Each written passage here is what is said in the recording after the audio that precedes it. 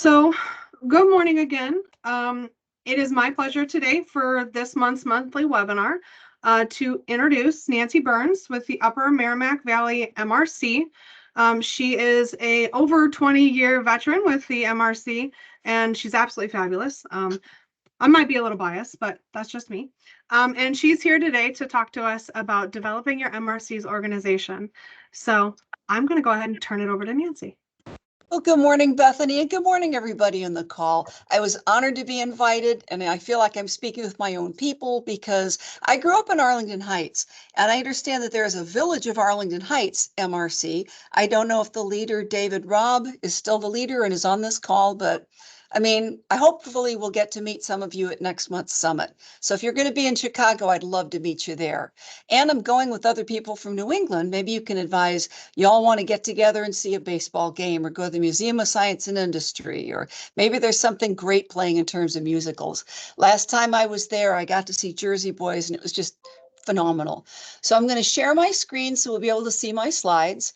And it isn't meant to be death by PowerPoint. I hope you're going to enjoy this. And we will do our best to get through all these slides. Otherwise, I'd rather you get the content. We're going to allow 10 minutes at the end for questions and answers. Okay? So here's what we're going to be covering in this 50 minutes or so. First of all, how to do an assessment of your unit and really identify where you are in the process of growing your group, because it's important for new units and established units, and how to build relationships to make it more successful, especially how to engage the right people by choosing the right kind of activities. And it's not just your members. Everybody's connected like a big web. Volunteer retention is something that's an ongoing issue. We'll touch on that, but that's the contents of a whole seminar. And the art of MRC management, I think of it as herding cats. You've probably heard that. And then we'll move into the summary. Okay. So first of all, assessing what is your starting point. If you're brand new, you got to figure out the basics of what you're in business to do. Are you public health only? Do you do emergency response? Are you all hazards? What are those kinds of decisions? You need to make sure that you're established enough before you recruit people. You want to let them know this is what we're about and what we're looking for. If you're hazy on that, it might reflect differently in you. Identify your key stakeholders. Of course, that starts with your host agent. It may be your health director. It may be someone else within the department. If you're emergency management focused, it might be someone from the fire department. But not only the people helping you run, but who you're going to be dealing with. And we'll get into that in a bit. We also need to talk about what short-term milestones you have. It's all well and good to have a 5-year plan, but what is important to you over the next week and month and year? Bite off manageable elements that you can chew. You might need to set up a leadership structure.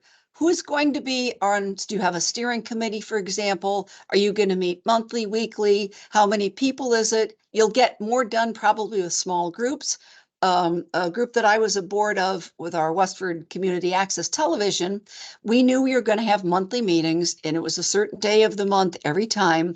And not everybody could make every meeting, but as long as we had a quorum, we could have those meetings and it would work well. So what is your leadership structure? And then what are your baseline recruiting goals? Our unit is big enough that it's almost unwieldy. So we are just looking to maintain right now. If you're a new unit, what's reasonable for you? Are you in a little rural community? So 25 would be an accomplishment. Are you downtown city of Chicago where you want thousands? What are your recruiting goals? How many people do you have now? How often you want to bring them on board? And are you set up to manage these people? Because that itself is a job. You need to think about what I think of as a 30-second elevator pitch. I don't know if any of you have heard of this before. This is standard marketing, and here's the theory. You're at a high rise, standing by the elevator, and as the door opens, someone else walks in who's the one person who can get what you really want for your unit. And as the doors close behind you, and it's just the two of you, that person turns to you and asks, so what are you about? And you have 30 seconds from the time the elevator leaves to get to the top floor and give your pitch. For example, the person that you might want to be interested in is a funder. What do you want to tell them? Or the person might be someone you're eager to recruit. What are the basics? What would you say in that time? Really visualize a human being you're talking to, not just some entity out there. And pitching to whom and what's your ask? If, for example, this might be the head of the Rotary in your community, that might be John Smith or Sally Jones. So what are you going to say? Well, the Medical Reserve Corps has been around for over 20 years. Our unit is one of 800 across the United States. And in Illinois, we're one of 60, say. And we are looking to provide services in our area. And we would love for you to contribute more money, some funding for us, because we could use uniforms and badges and lanyards and basic things. Maybe you'd like us to speak for one of your meetings. That would be a good kind of pitch, but of course, refine it, practice it, test it on some of your other people. At very least in the beginning, you want to develop some kind of flyer or handout or brochure just to say, here's the basics of what we do and who we are, and answer the basic questions. What's especially key these days, having some kind of a web presence. It might be a Facebook page, it might be your own website, it could be a little segment of your health department's website, just about the MRC or emergency preparedness. Because people sometimes poke around and they'll say Medical Reserve Corps or volunteer opportunities. If you don't show up, in their mind, you're not there. You might want to do an awareness campaign. Let people know, by the way, we exist. Here's what we do. We're eager to just raise awareness and let you know we're here. When we started out, we introduced a campaign of doing road shows. There are 7 communities in our region. So we set up presentations in each of the 7 health departments. We'd go in at 7 o'clock in the start of their meeting and say, hi, I'm Nancy, here's our stuff. You'd set up a table or have display handouts, and you'd say, here's what we're about, and here's what we want you to do. A, know about us and support us. B, let us know if there are things you want us to do. It may be health fairs, we'll get into that. And C, recruit some people in your community, so please help us spread the word. Those might be the kind of things you do to just raise awareness. So what is your pitch to individuals and your potential partners? Most important, leverage existing documents and protocols. Some of you might know that it can feel a little overwhelming to start a unit, especially if you aren't quite sure what you're going to do. If this isn't your whole job, this might be a smidgen, like 20% of what you do for a living. So you want to avoid reinventing the wheel. These units have been around for almost 22 years. The people you could get information from, your host agent might already have some documents or protocols that you could leverage. Your response partners, if you're dealing with police or fire, they live and breathe incident command. They'd be good resources for borrowing equipment, for example, and letting you know how they operate. Community leaders such as the Rotary, other Merkel units. I understand that the Maine Township has been around for a while, and I've seen you guys in the 2-way listserv. Good for you. And you could learn from people in your state who have been doing this for a while, or at least buddy up and talk as you are in these monthly forums about, I've got this issue. How are we going to do badges? How are we going to do uniforms? Or should we have vests? So you can solve a lot just by brainstorming together. MRC websites, there's what, at least 600 of them. You can be poking around in them and say, this is how they do things. Other affiliates can get you information about how to do this. Clubs in particular, like I am also a member of the Greater Lowell Roadrunners. I learn from them. That's a good organization. They give you opportunities to get involved, but they don't pressure you. They have a management structure that has existing positions, and they have protocols where they meet once a month, and the steering committee meets maybe more often. They communicate with each other, and they have assigned roles. You're the secretary, you're the vice president, you're the member greeters. So they've all, they're really good at it after all these years. What else might be good resources for you? Be thinking about that. Season units, you may have all of this down cold. So set your goals. Do you want to just maintain? That's fine. Do you want to grow? Do you want to back off a little and do fewer things well? So think about these. Everybody shore up whatever your resources are and decide where to go from there. Okay? In building relationships, these are 2-way collaborations. Always keep that in mind, not just I me mine, I need this and that. The MRC brings very valid things to the table. Volunteers, maybe just a few, maybe a lot, maybe they're varied. Maybe your unit is primarily RNs. Our unit is all hazards, so our membership runs the gamut. And we've got a lot of different kinds of expertise, and we've established some connections by now. Other people can build in those connections. But the idea is we are seeking mutual support to attain our goals. And the affiliate you're dealing with for the relationship, what are they bringing to the table? Why are you seeking them out, or why do they look for you? They might offer meeting space. We hate to pay for that. We work for a municipality. If we can use the gym for free or just for a maintenance contract to just dust it up after, we like that. We don't want to spend like hundreds of dollars to rent a country club. Funds, they might be able to send some for you. The critter clubs you may have heard of, the Elks, the Lions, the Rotary, whatever, they like to fundraise and support local causes. They may have lots of other resources that you could use. If you're offering CPR classes but don't have enough mannequins, does the fire department have some? Other groups that might be community oriented. Again, they are also seeking mutual support to maintain their goals. One of our favorite relationships are senior centers. Why? Because we have much the same audience. Vulnerable residents, people that are older, people who are disabled, they have expertise and a lot of knowledge on that.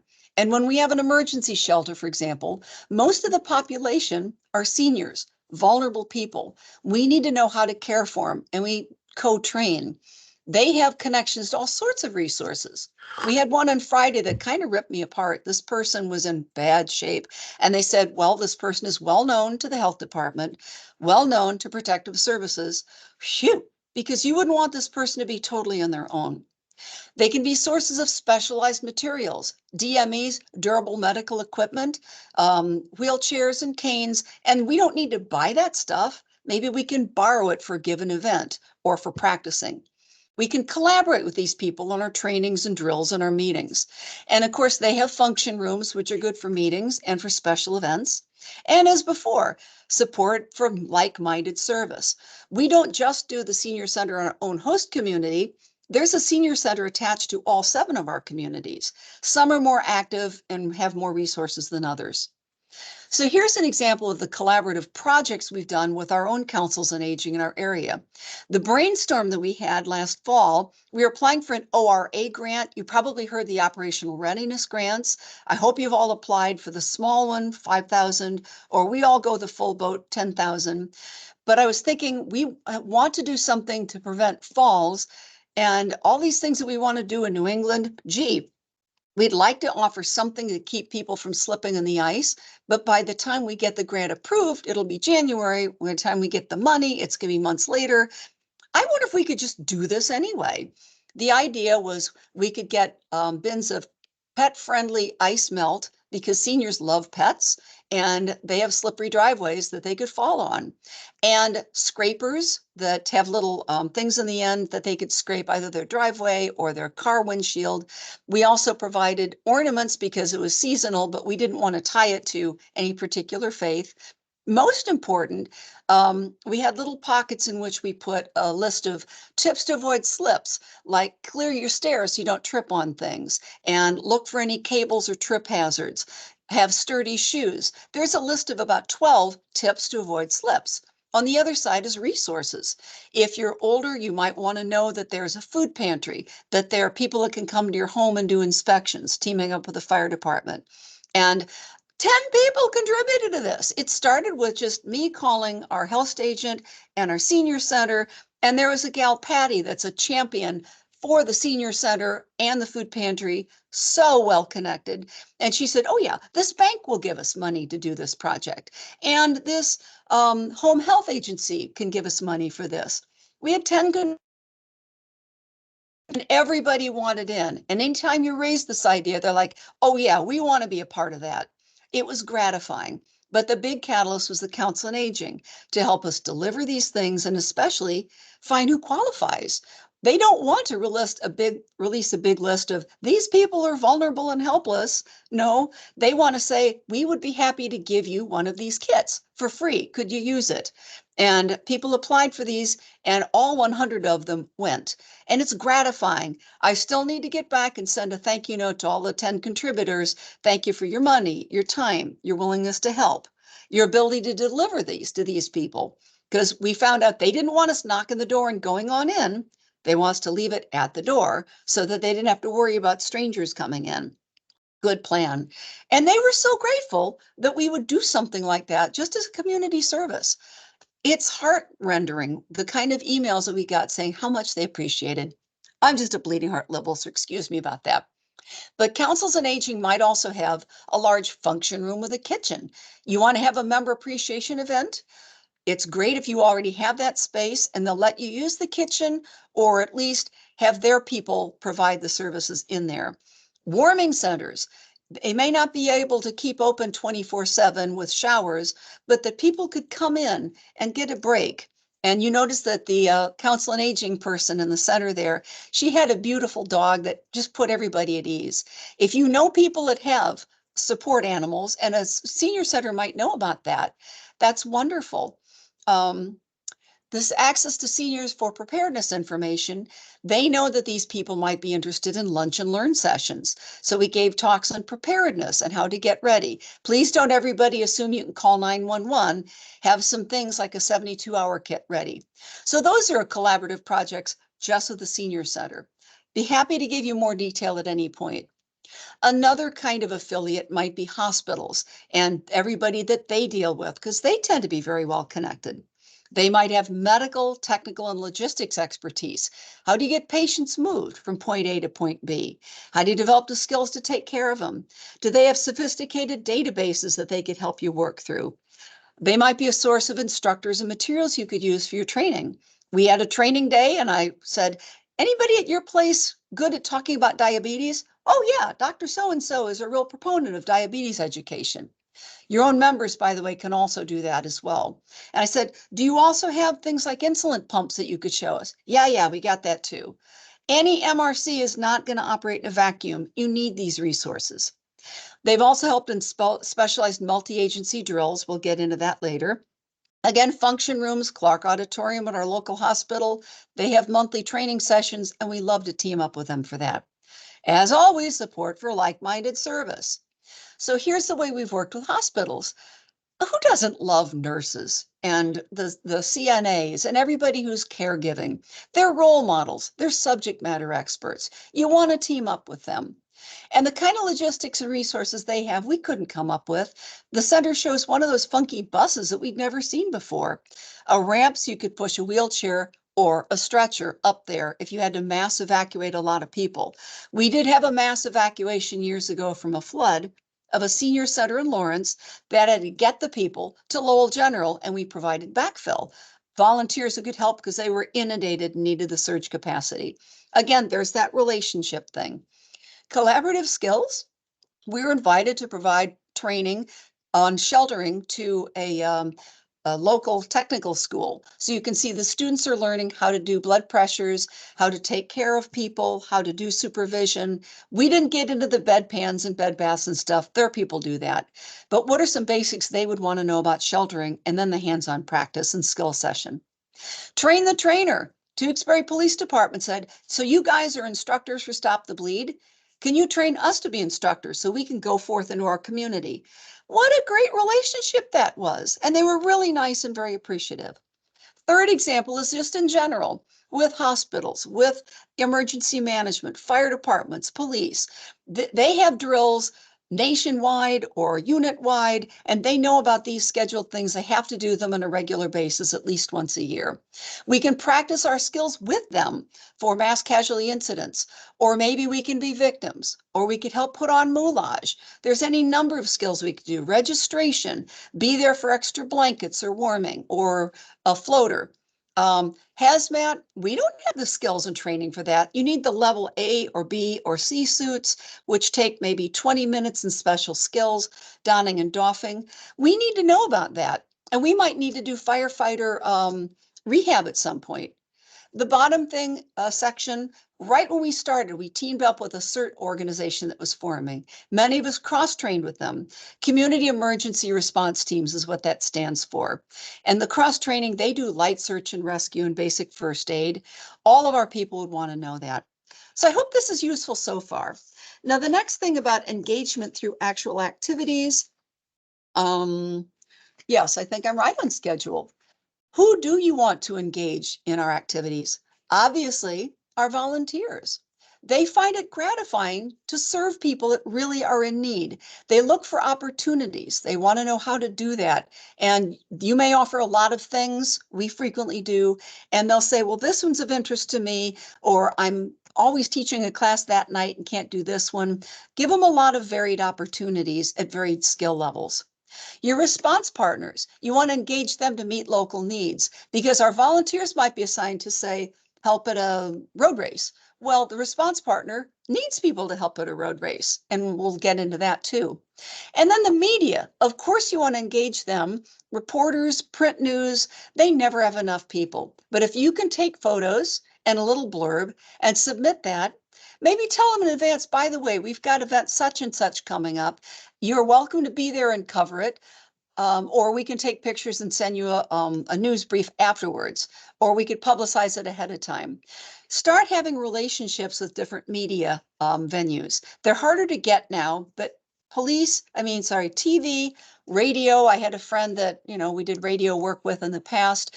Start thinking about how you can connect with people who can promote your message. Maybe you want to be on one of these programs being interviewed, and they're always looking for content. You may have to have the midnight shift, but you also need the practice. How do you engage these people? For our members, there might be practical ways. Not everybody is allowed in every community to provide support with flu shots, but there's other things we could do at flu clinics. If someone else gives the shots, they might need non-medical volunteers for clinic flow, for registration, to help with other kinds of opportunities. Health fair support. Our town and other towns have lots of health fairs going on, and you may be asked to screen blood pressures, hypertension, or teach people things like, oh, come in and learn how a cat tourniquet works to stop the bleeding, or how to do hands-only CPR. A lot of things you could do. And again, I'd be happy to answer questions on that. Sporting events are a lot of fun. You might be having your non-medical people handing out bottles of water, or holding up hoses to spray people, or doing basic first aid in the tents. Medical skills, members love certifications. There's the Heart Association and Red Cross, depending on who you deal with, for CPR and first aid, bloodborne pathogens. There's national programs like Stop the Bleed Until Help Arrives. There's an open one also that came out a few years ago. But basically, you can provide medical training on lots of things, and people appreciate it. And they like having more things they could put in a resume. Training runs the gamut. Be creative. I'll give you a great example for that.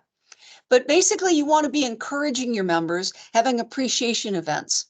When do you engage these people? Well, there's ongoing engagement. You want to be available and open, offer outreach, initiating things. By the way, would you like us to provide a lunch and learn seminar on ticks and mosquitoes, because it's getting to be that season? I know from living in Illinois, those buggers are terrible. So you need to know how you could tell people, protect yourself from ticks. I nearly died from 3 tick-borne illnesses 3 years ago. I'm a proponent on, tuck your pants into your socks and wear permethrin infused clothing. There's a lot you can say.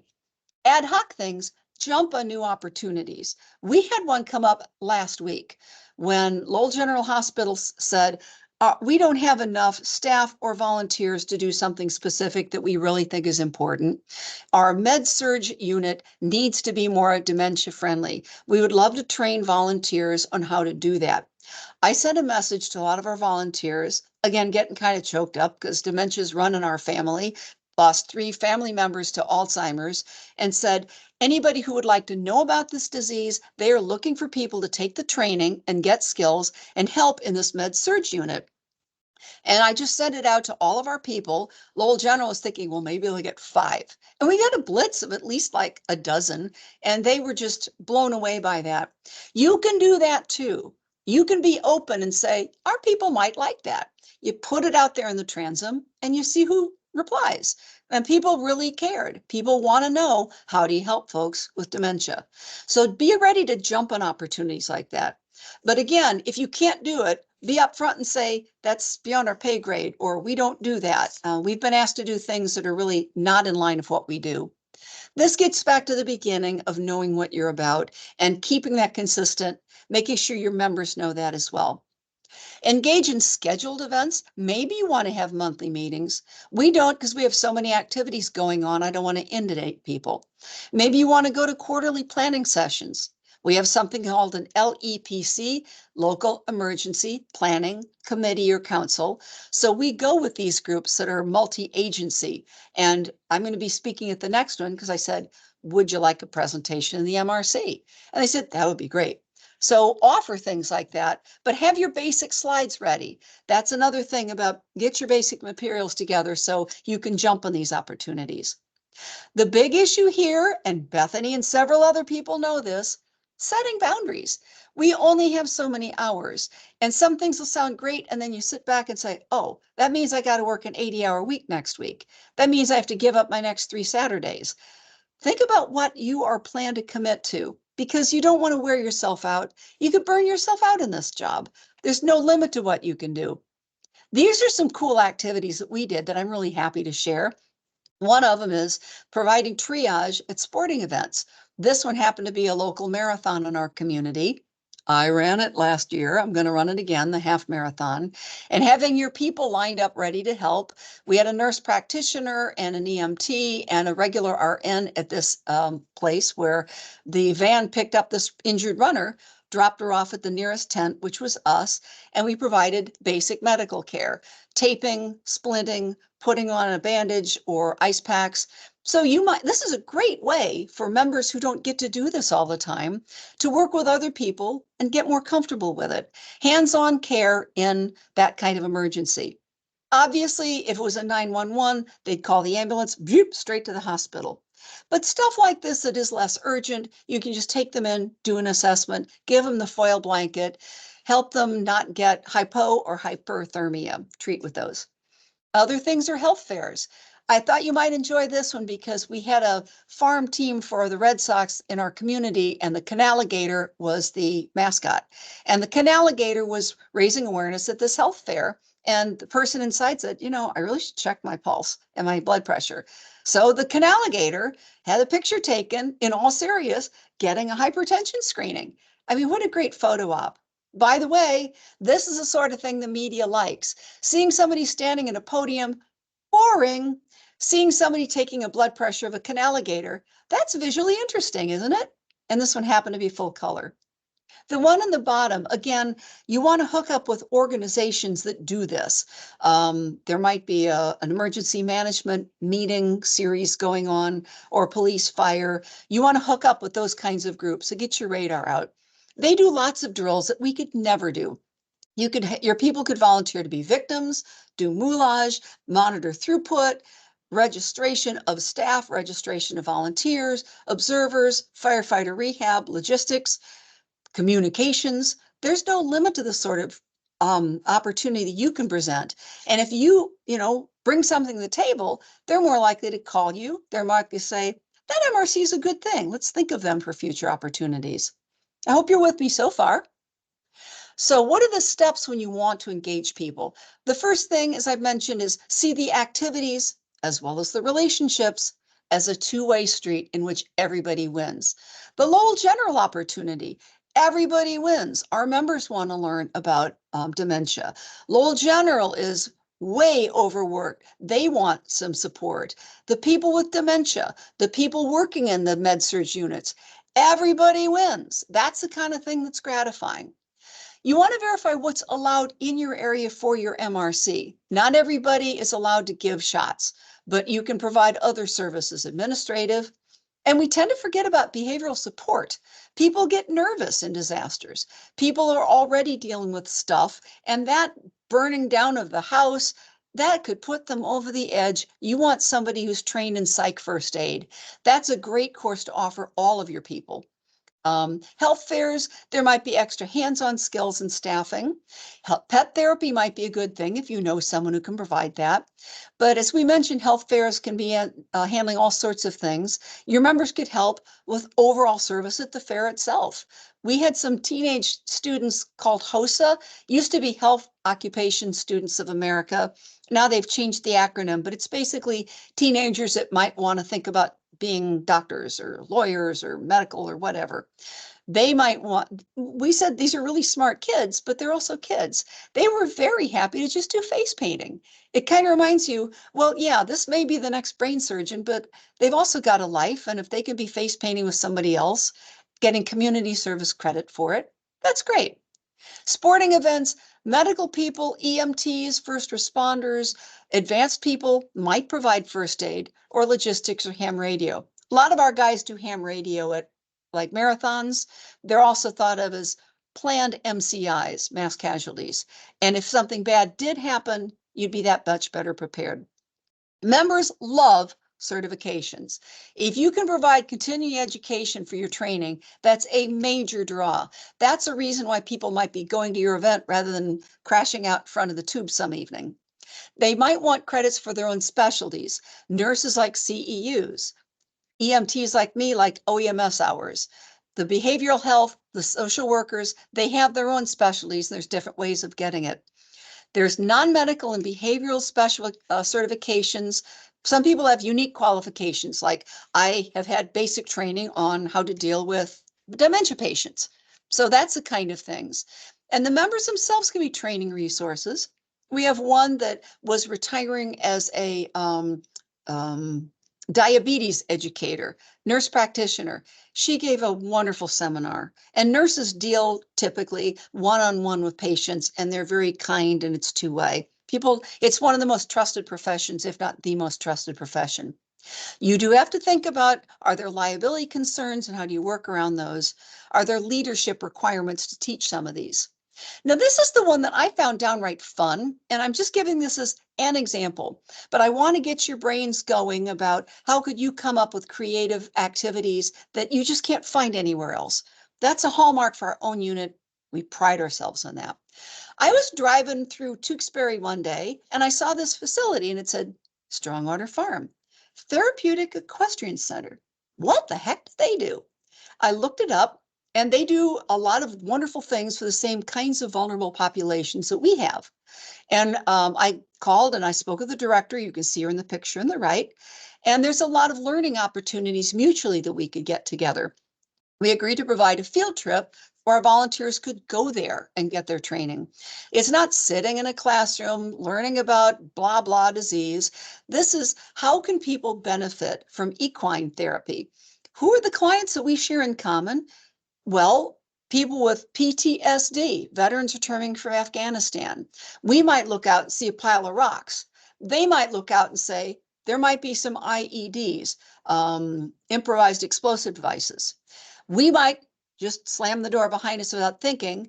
That might trigger somebody like, oh my God, it's a gunshot. You have to really think about these things. We're not wired that way. So there's PTSD, there's people with Alzheimer's, there are people with cognitive issues. There's also young people that may have somewhere in the autism spectrum. And one fun thing that they did, they were allowed to paint a horse. I was fascinated by this. They had a white horse out there, and they weren't sitting with easels and paintbrushes painting a picture of the horse. They were painting on the horse, taking their little crayons and markers and marking on the horse. And the horse liked it. How cool is that? We would never think to come up with that. And they told us why this is therapeutic. It's tactile. It's making a connection with a living being, and it's reassuring and fun and creative. Who knew? So we got certificates together. We applied for valid medical and EMS credits for the nurses, EMTs, invited all of our members, and you just run up the flagpole, see who salutes. It was one of our most popular programs, so out of the ordinary. So we held the event, and we had like 20 people at it. We got feedback. They loved it. I was surprised when I was getting the tour myself that they had me sit in one of those mechanical horses. I felt like John Travolta in that, what was that movie that was in years ago, right? From Texas. I'm drawing a blank on it. You've all heard about it. Urban Cowboy. And she's saying, okay, sit there. And I didn't realize that the theory was not, I'm trying to see my physical skills, but how well an incoming person takes direction. Can you physically get on a horse? If I tell you to sit up, can you sit up?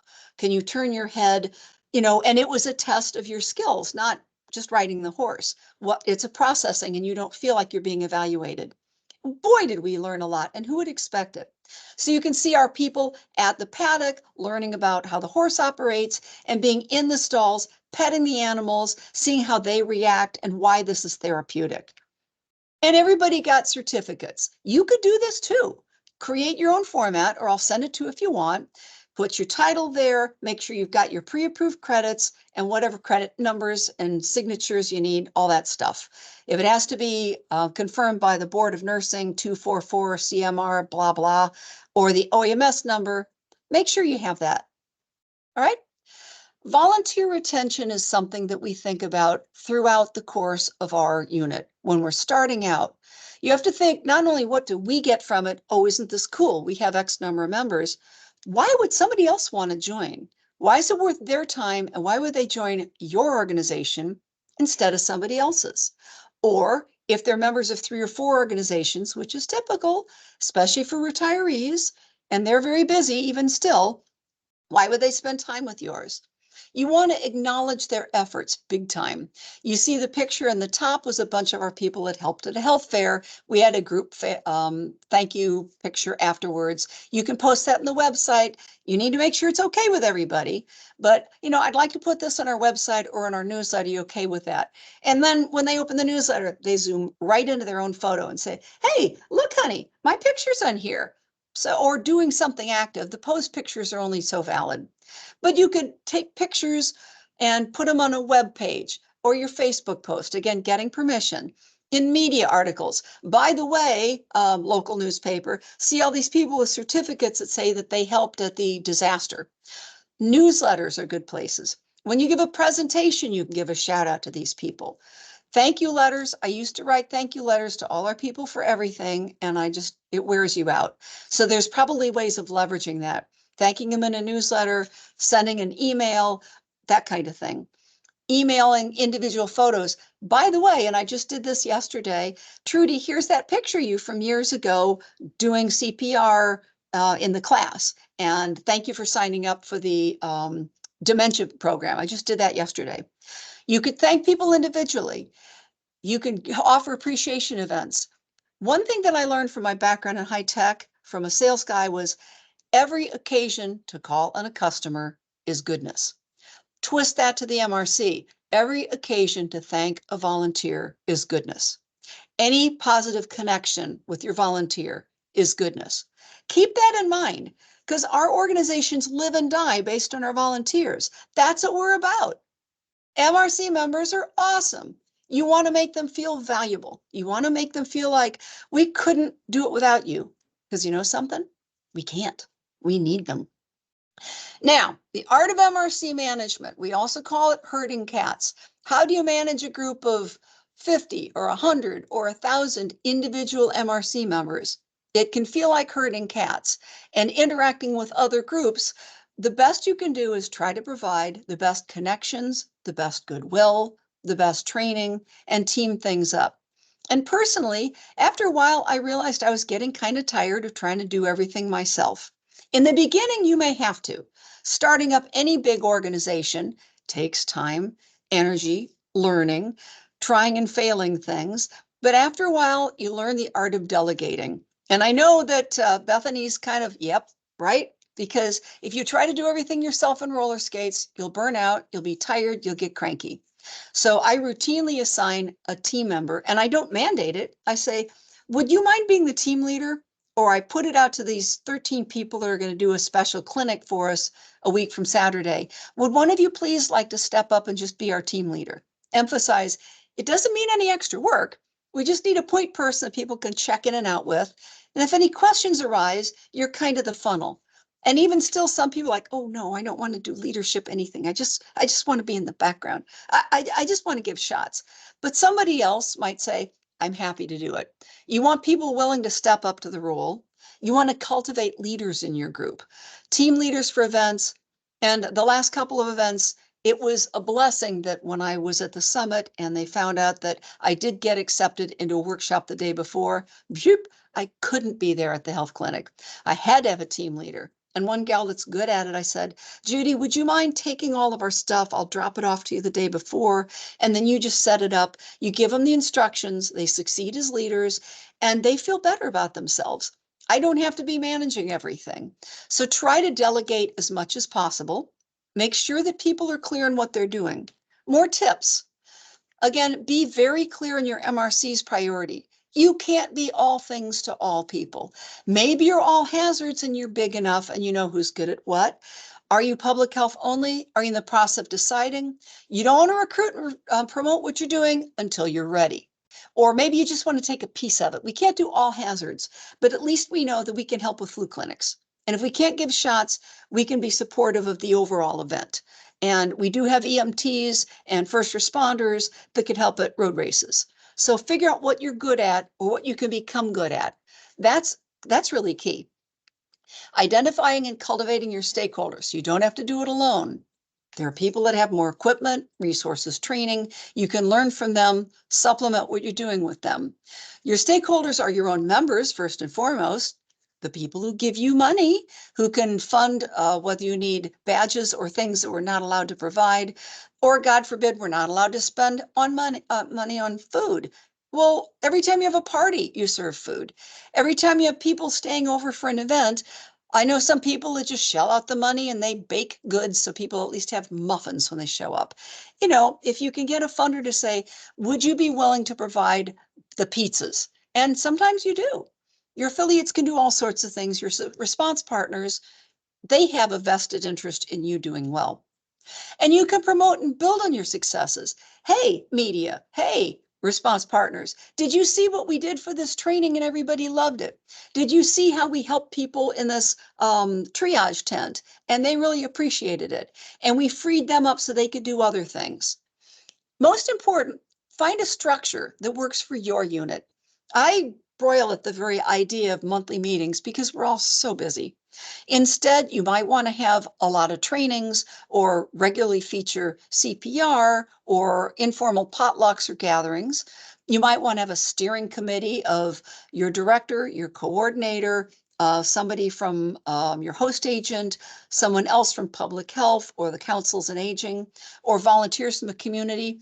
Whatever organization works for your unit, whether it's urban and huge or rural and it's like 3 people running the show. But you might want to rely on your host agent, have a leadership council, how often you're going to meet, ad hoc communications. By the way, I was thinking about you the other day. How you guys doing? Emails, virtually, Zoom meetings. I'm not comfortable just initiating a lot of Zoom connections. I usually get somebody else to do that. I'd rather focus on the content. I really should learn.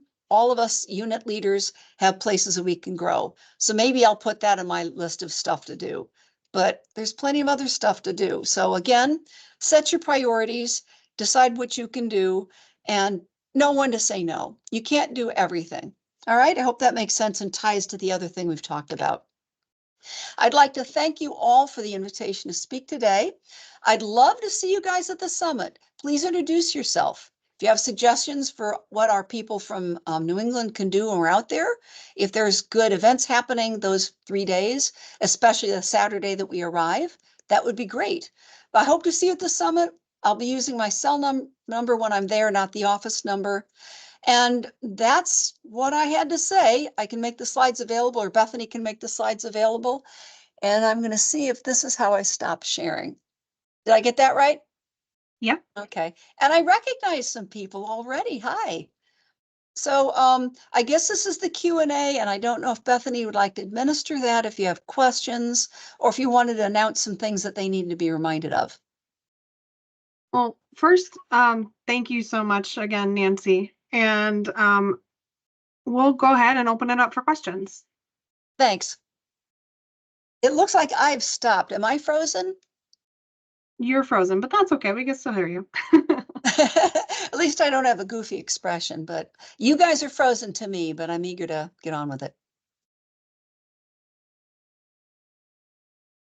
How many of you are new units? Anybody can admit it? I don't think we have any new units, Nancy, in the last year, but maybe new unit leaders.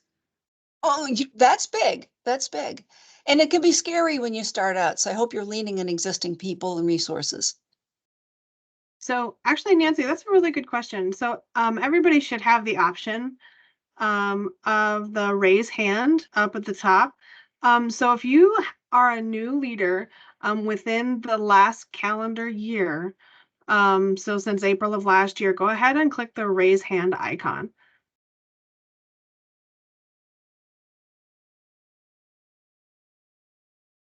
Oh, good. I'm going to throw on my ugly glasses. Good, good, good. Awesome.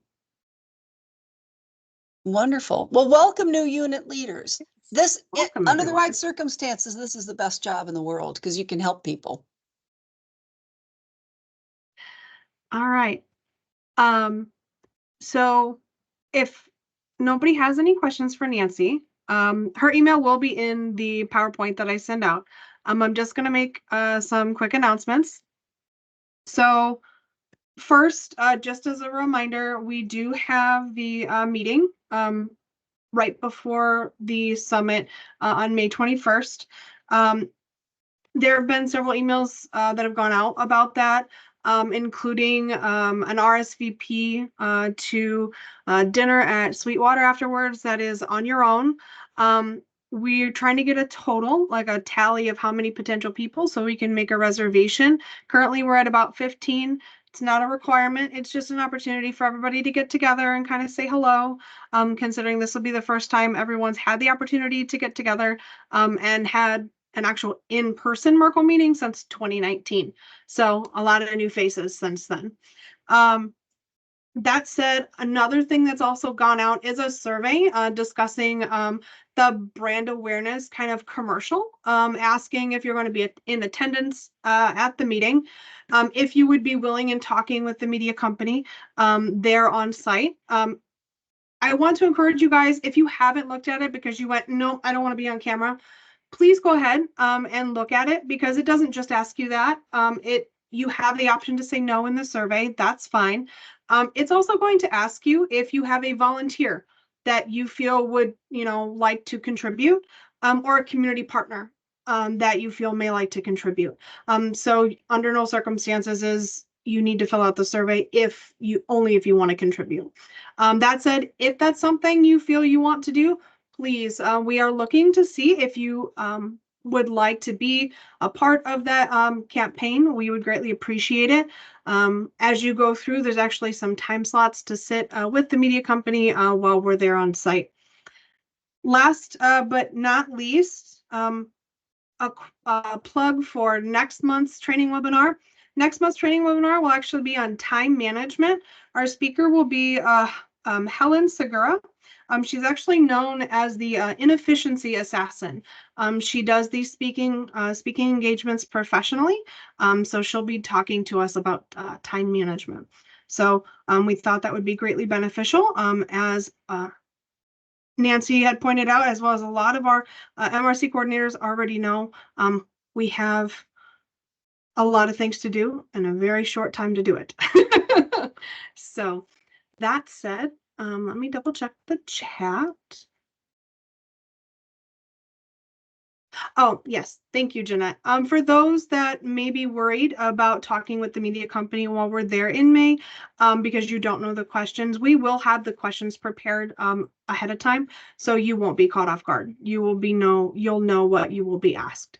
So does anybody have any questions before we end the webinar?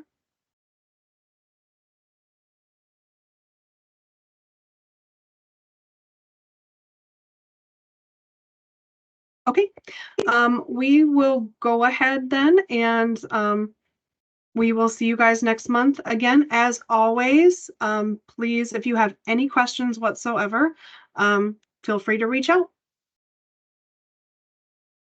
Thank you. Great speaking with everybody. I hope it was helpful.